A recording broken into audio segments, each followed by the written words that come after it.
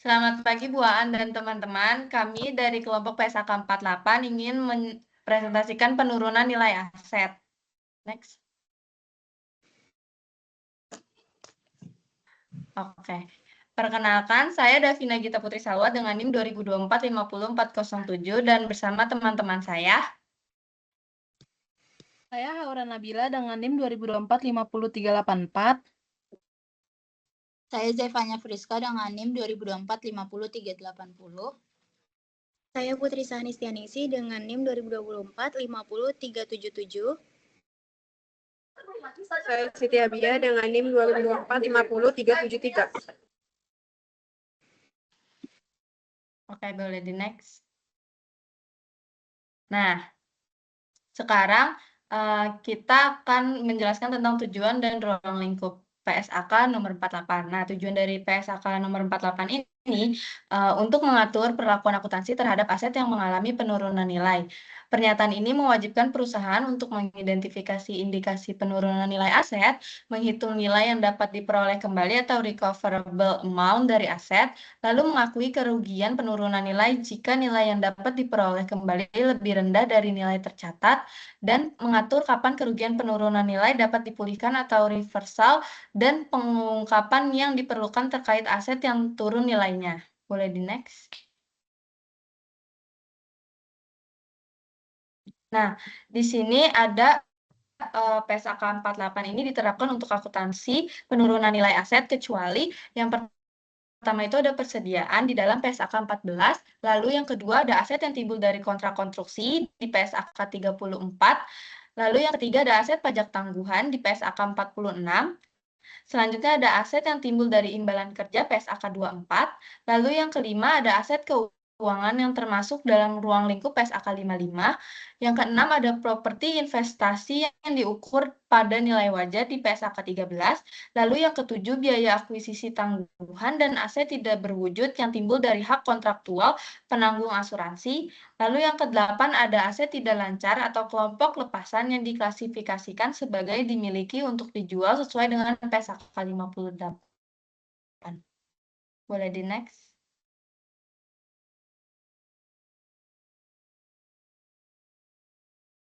Oke, selanjutnya aku akan menjelaskan tentang definisi dan konsep utama. Yang pertama itu ada definisi dari penurunan nilai aset atau impairment, di mana penurunan nilai aset ini terjadi ketika nilai tercatat atau carrying amount suatu aset lebih tinggi dari jumlah yang dapat dipulihkan atau recoverable amount, di mana yang bertujuan PSAK 48 memastikan bahwa nilai tercatat suatu aset mencerminkan nilai yang lebih rendah antara nilai wajar dikurangi biaya untuk menjual dan nilai penggunaan. Lalu selanjutnya definisi dari jumlah yang dapat dipulihkan atau recoverable amount, di mana jumlah yang dapat dipulihkan adalah nilai tertinggi antara fair value less cost to sell dan nilai penggunaan atau value in use, di mana tujuannya itu jumlah yang dapat dipulihkan digunakan untuk menilai apakah penurunan nilai perlu diakui. Jika nilai tercatat lebih besar dari jumlah yang dapat dipulihkan, maka aset harus diturunkan nilainya. Boleh di next.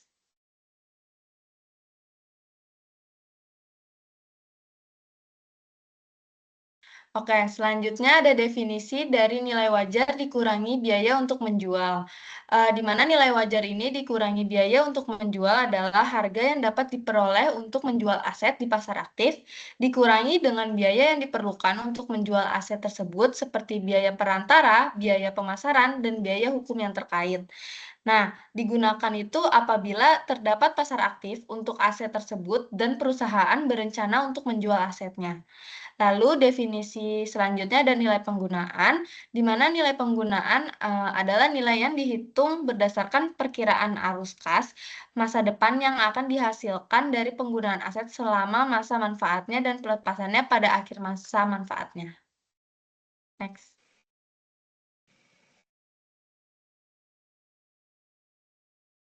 Oke, selanjutnya ada definisi dari pemulihan penurunan nilai, di mana pemulihan penurunan nilai terjadi ketika kondisi yang menyebabkan penurunan nilai suatu aset membaik, sehingga nilai yang tercatat pada aset dapat dipulihkan. Nah, di sini ada batas pemulihannya. Yang pertama itu nilai tercatat yang dipulihkan tidak boleh lebih tinggi dari nilai tercatat yang seharusnya jika penurunan nilai tidak pernah terjadi. Lalu yang kedua ada pemulihannya hanya dilakukan pada aset yang sebelumnya telah mengalami penurunan nilai. Oke, selanjutnya ada definisi dari kerugian penurunan nilai, di mana kerugian penurunan nilai ini terjadi ketika nilai tercatat suatu aset lebih besar dari jumlah yang dapat dipulihkan. Nah, kerugian penurunan nilai harus diakui dalam laporan laba rugi pada periode terjadinya penurunan nilai tersebut. Boleh di next?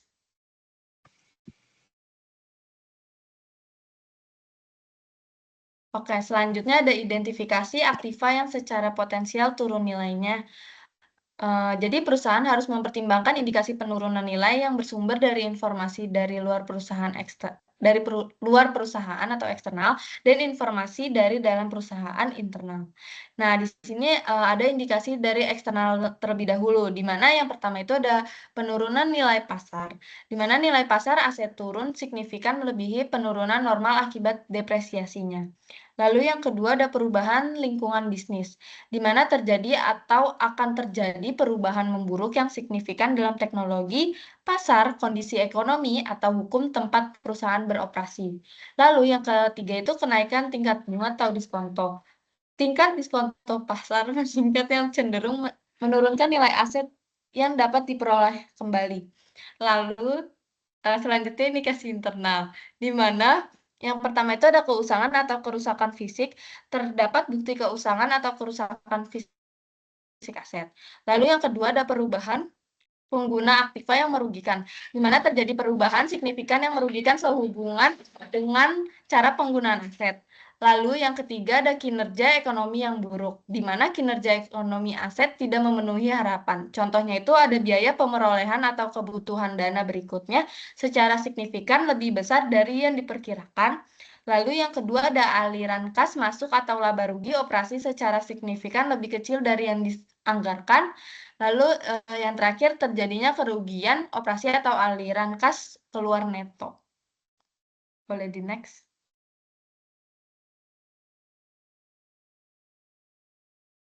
Nah, selanjutnya saya akan menjelaskan pengukuran nilai yang dapat diperoleh kembali atau recoverable amount, di mana definisi nilai yang dapat diperoleh kembali itu adalah nilai yang dapat diperoleh kembali jumlah tertinggi mana yang lebih besar antara harga jual neto suatu aktiva dengan nilai pakai aktiva tersebut.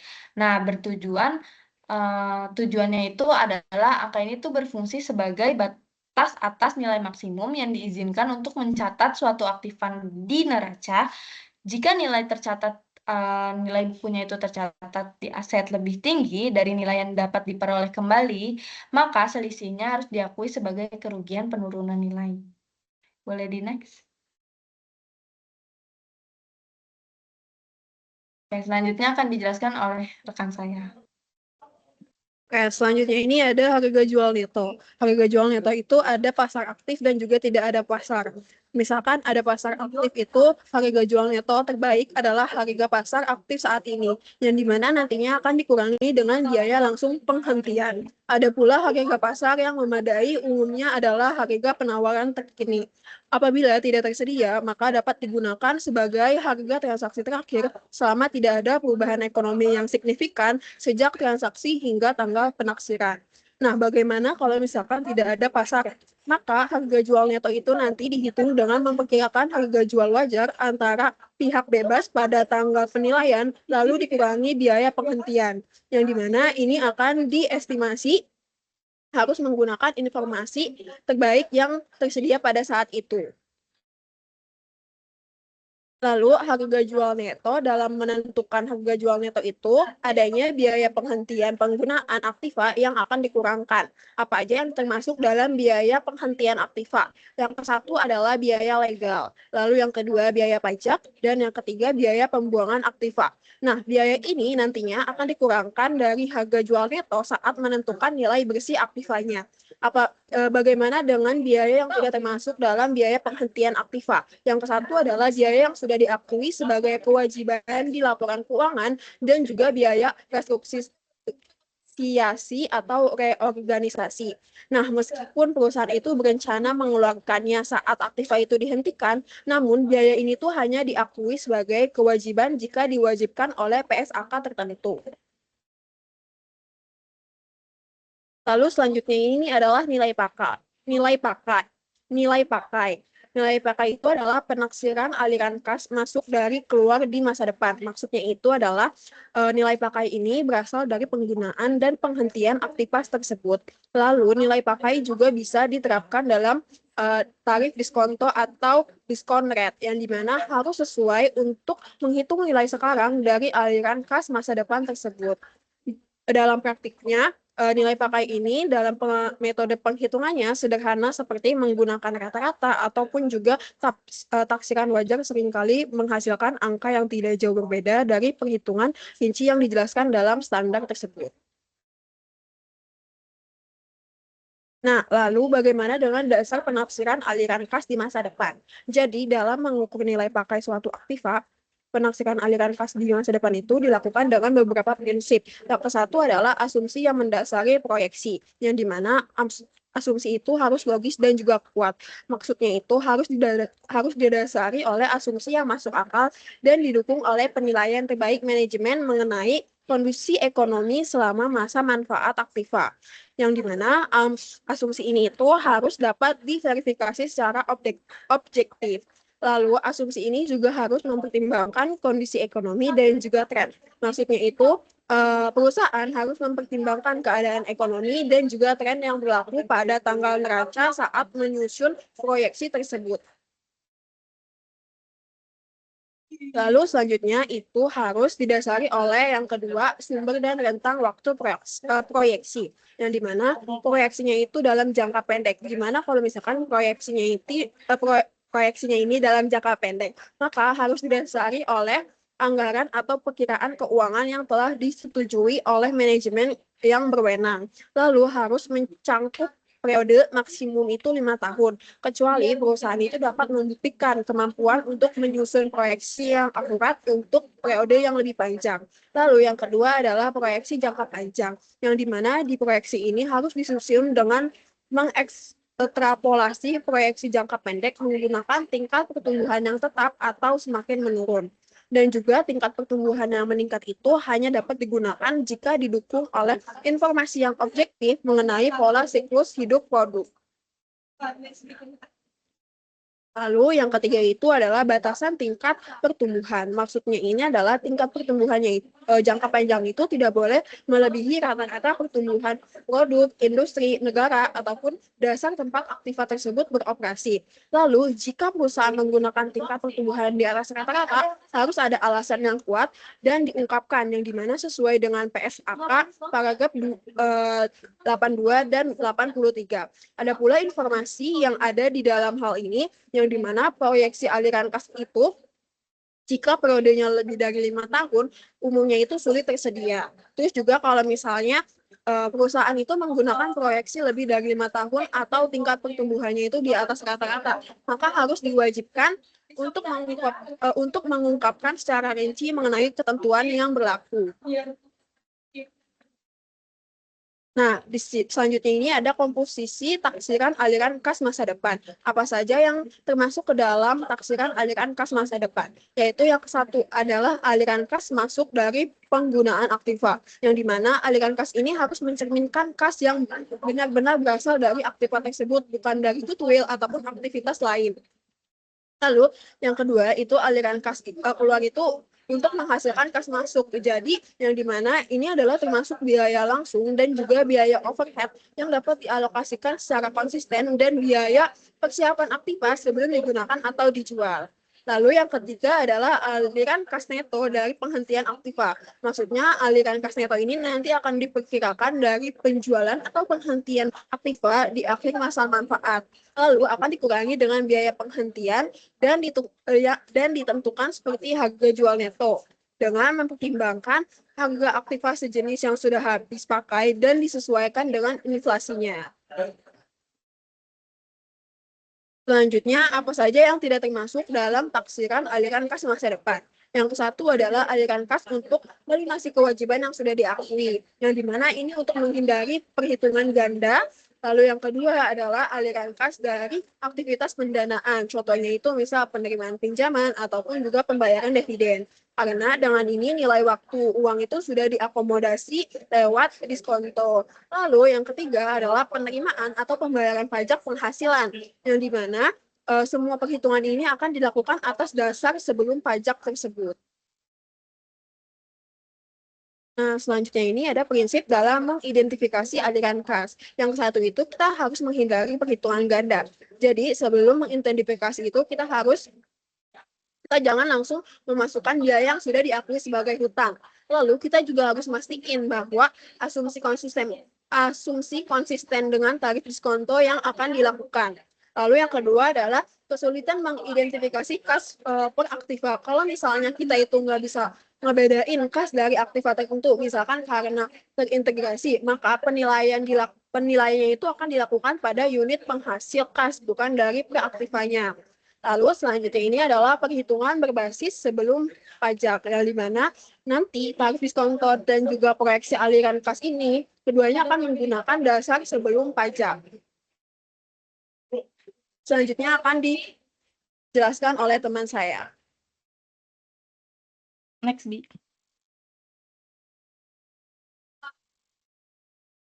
Selanjutnya itu ada tarif diskonto. Tarif diskonto harus ditetapkan atas dasar tarif diskonto pasar sebelum pajak yang menunjukkan taksiran sekarang mengenai nilai waktu uang dan risiko spesifik yang terkait dengan aktiva yang bersangkutan. Tarif diskonto atas dasar pasar yang mencerminkan taksiran sekarang mengenai nilai waktu uang dan risiko spesifik aktiva tertentu. Untuk periode sampai dengan akhir masa manfaat adalah tingkat kembalian yang diharapkan oleh investor jika mereka memilih investasi dengan tingkat risiko dan jangka waktu yang sama dengan alternatif pengoperasian aktiva tersebut. Next.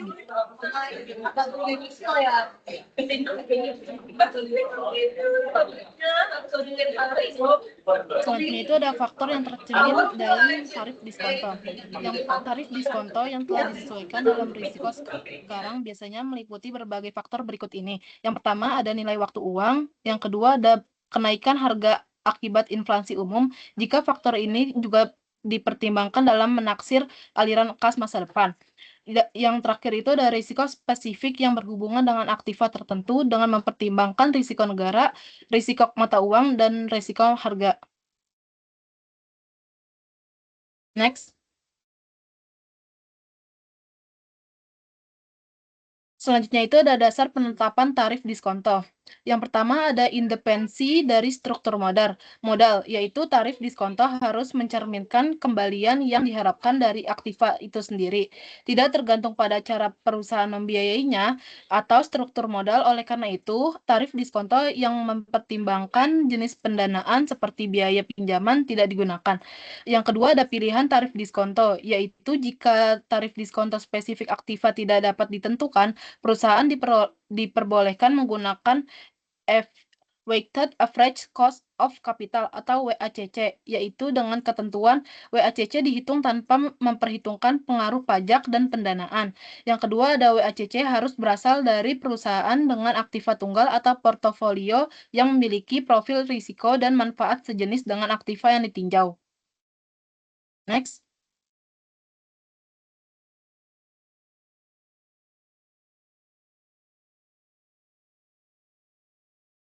Jika data WACC perusahaan pembanding tidak tersedia, WACC yang dihitung dengan model seperti capital asset pricing model atau CAPM dapat menjadi titik awal yang bermanfaat.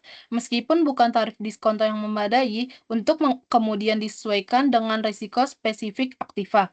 Yang terakhir ada penggunaan tarif, yaitu pada umumnya perusahaan menggunakan tarif diskonto tunggal, namun tarif diskonto terpisah untuk periode yang berbeda dapat digunakan jika perbedaan risiko dan struktur suku bunga tersebut memiliki pengaruh material terhadap estimasi nilai pakai.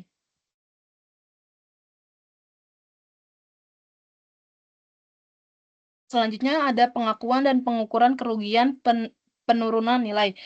Pengakuan kerugian jika nilai yang dapat diperoleh kembali atau nilai tinggi antara nilai pakai dan harga jual neto suatu aset lebih rendah dari nilai tercatatnya, nilai tercatat harus diturunkan.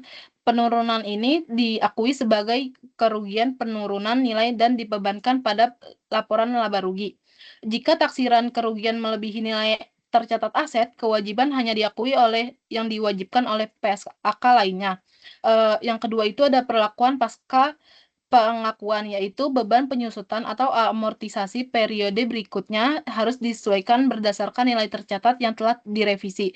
Pengakuan kerugian penurunan nilai dapat menjadi indikasi perlunya peninjauan terhadap nilai sisa, masa manfaat atau metode depresiasi atau amortisasi aset sesuai PSAK yang berlaku. Pajak tangguhan terkait aset atau kewajiban harus ditentukan oleh PSAK 46.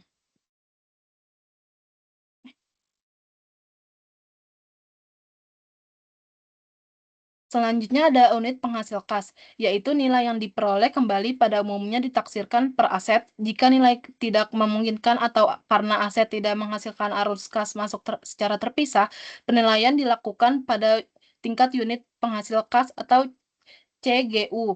CGU adalah kelompok terkecil dari aset-aset yang menghasilkan arus kas masuk yang secara substansial independen dari arus kas aset atau kelompok aset lain.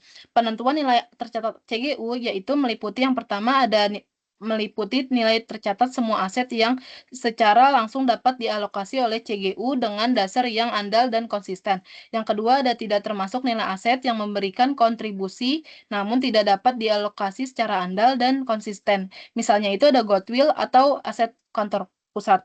Yang ketiga ada kewajiban hanya dimasukkan dalam perhitungan nilai tercatat atau CGU jika penentuan nilai yang dapat diperoleh kembali CGU harus mempertimbangkan kewajiban tersebut. Misalnya jika pembeli akan mengambil alih kewajibannya tersebut.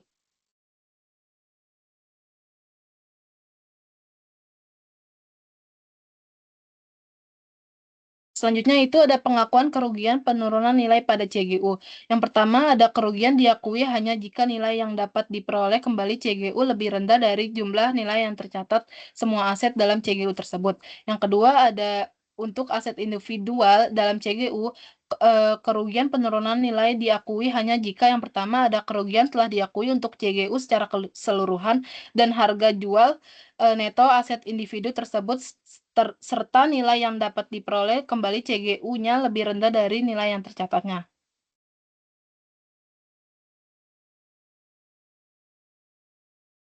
Selanjutnya akan dijelaskan oleh rekan saya.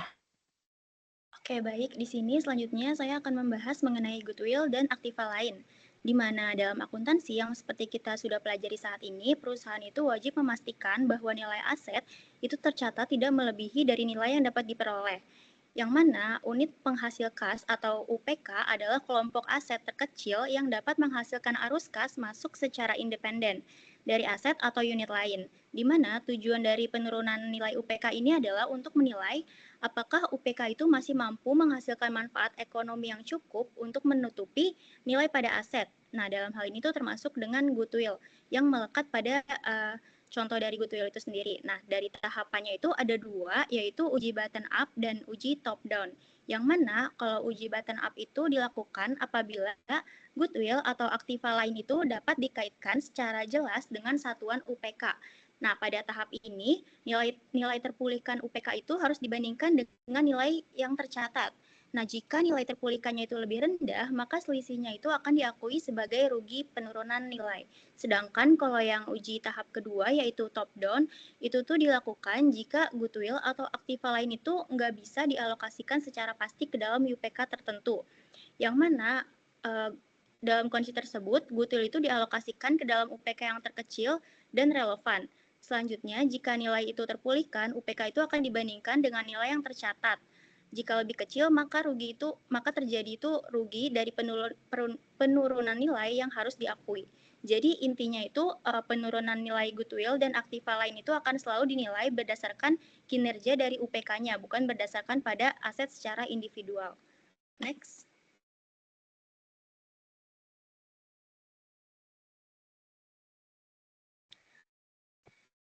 Di sini selanjutnya adalah alokasi kerugian penurunan nilai dalam unit penghasil kas, yang mana ada beberapa tahap. Yang pertama itu adalah goodwill, yaitu kerugian penurunan nilai yang dialokasikan terlebih dahulu ke goodwill berdasarkan dengan UPK-nya. Terus yang kedua itu aktiva yang tidak berwujud lain yang tidak memiliki pasar aktif. Setelah goodwill, kerugian itu akan dialokasikan ke dalam aktiva yang tidak berwujud. Terus yang ketiga itu ada aktiva yang nilai jual netonya itu lebih kecil daripada nilai yang tercatat. Aset ini itu dianggap setelah mengalami penurunan nilai secara nyata sehingga mereka itu menjadi prioritas berikutnya dalam alokasi kerugian. Terus yang terakhir yaitu aktiva lain dalam UPK secara proporsional. Jadi jika setelah tahap sebelumnya masih terdapat sisa kerugian penurunan nilai, maka kerugian tersebut itu harus dialokasikan ke dalam aset lain dalam UPK secara rata, yaitu berdasarkan pada proporsi nilai yang tercatat pada masing-masing asetnya. Nah, habis itu dalam melakukan alokasi kerugian penurunan nilai terdapat beberapa ketentuan yang harus diperhatikan. Yang pertama yaitu alokasi kerugian diprioritaskan berdasarkan pada aset yang penilaiannya itu paling subjektif. Nah, khususnya itu pada goodwill itu sendiri. Terus yang kedua yaitu harga jual netonya itu dianggap paling tepat untuk menentukan aktiva yang harus diturunkan nilainya. Terus yang ketiga, nilai tercatat aset itu tidak boleh diturunkan hingga di bawah harga jual netonya atau hingga 0 apabila aset tersebut itu tidak memiliki harga jual pada netonya. Terus yang terakhir, apabila setelah penurunan nilai suatu aset itu masih mempunyai sisa, maka kerugian nilai itu akan dialokasikan ke aset lain dalam UPK secara proporsional. Next.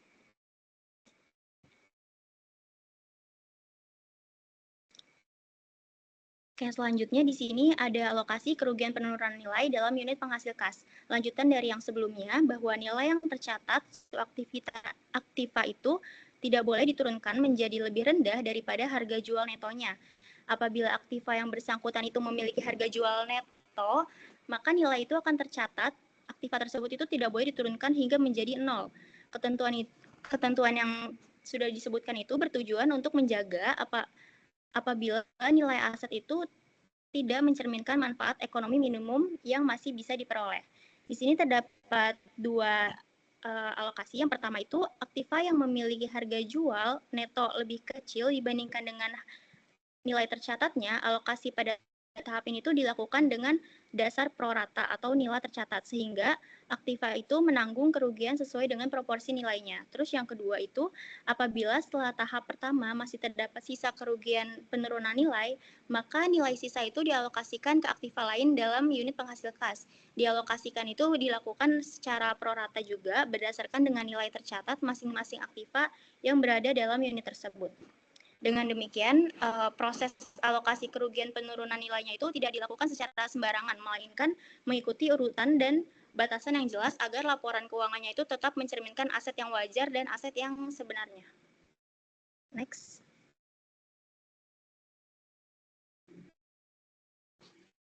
Oke, selanjutnya di sini ada review kemudian atas aktiva yang turun nilainya.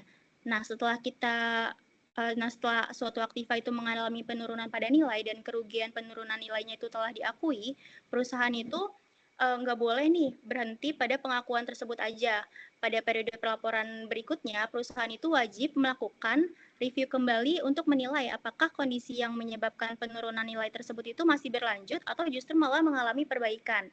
Nah, tujuan dari ini tuh kita untuk mereview, untuk memastikan bahwasannya tuh nilainya itu tercatat, aktivanya itu tetap mencerminkan pada kondisi yang sebenarnya.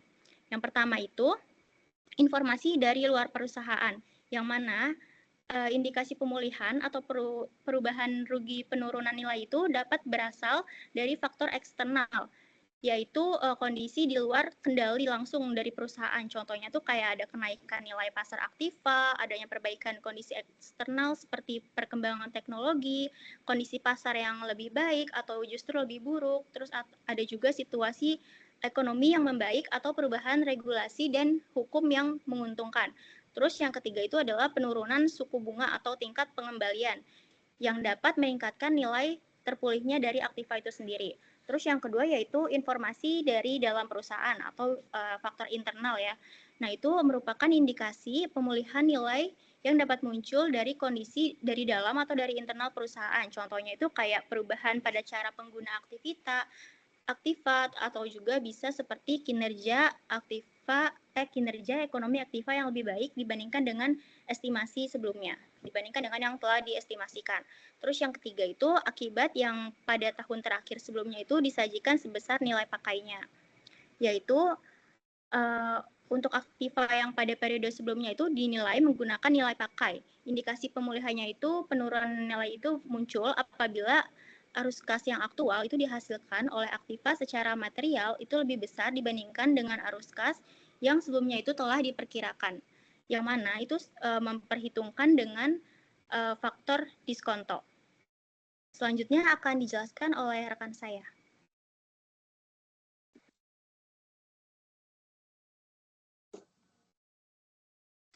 Oke, selanjutnya ada pemulihan rugi dan juga penurunan nilai. Nah, nilai tercatat aktiva itu dapat dinaikkan kembali jika terdapat perubahan estimasi nilai yang dapat diperoleh kembali sejak ruginya diakui. Kenaikan nilai ini dicatat sebagai pemulihan rugi dari penurunan nilai, di mana pemulihan ini diakui langsung sebagai laba pada laporan laba rugi. Nah, batasan pemulihan ini di mana nilai tercatat setelah pemulihan itu tidak boleh melebihi nilai tercatat seandainya tidak pernah terjadi penurunan nilai, di mana pemulihannya itu mencerminkan peningkatan dari manfaat ekonomis aktiva, misalnya dari kenaikan harga pasar atau arus kas. Next.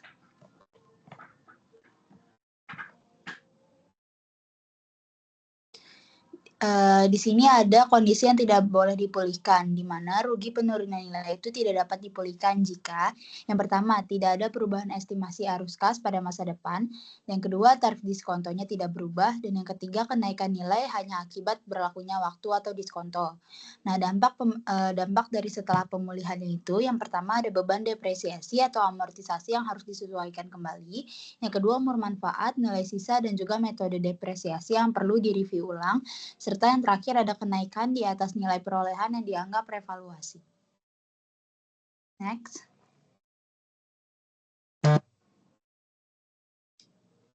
Nah, selanjutnya ini ada dari goodwill dan juga aktiva tidak berwujud. Yang pertama ada goodwill, di mana rugi penurunan nilai goodwill ini hanya dapat dipulihkan jika disebabkan oleh kejadian eksternal spesifik dan juga kejadian tersebut telah dipulihkan kembali. Dan goodwill yang dikembangkan sendiri itu tidak boleh diakui. Nah, untuk aktiva tidak berwujud itu tanpa pasar aktif, di mana pemulihannya sangat dibatasi. Yang pertama, pemulihan hanya boleh jika perusahaan dapat membuktikannya secara jelas. Yang kedua, bahwa rugi disebabkan oleh kejadian eksternal yang telah berakhir. Next.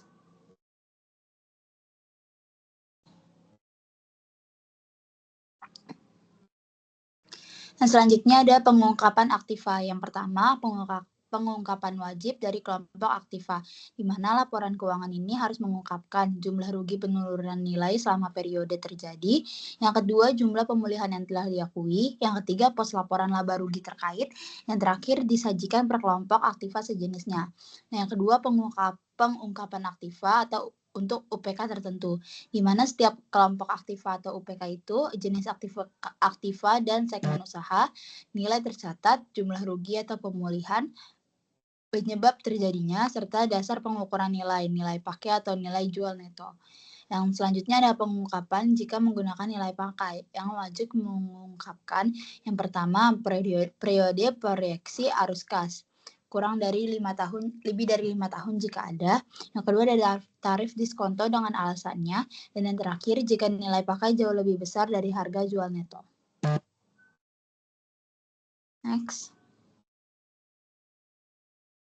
Nah, selanjutnya ini ada evaluasi arus kas aktual, di mana entitas itu harus membandingkan arus kas aktual dengan estimasi sebelumnya.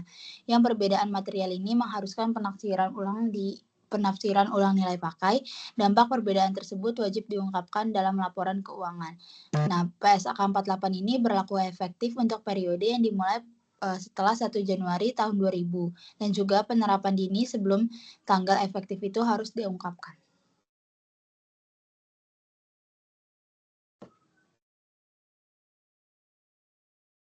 Oke, sekian presentasi dari kelompok kami dari PSAK 48. Kurang lebihnya mohon dimaafkan. Terima kasih.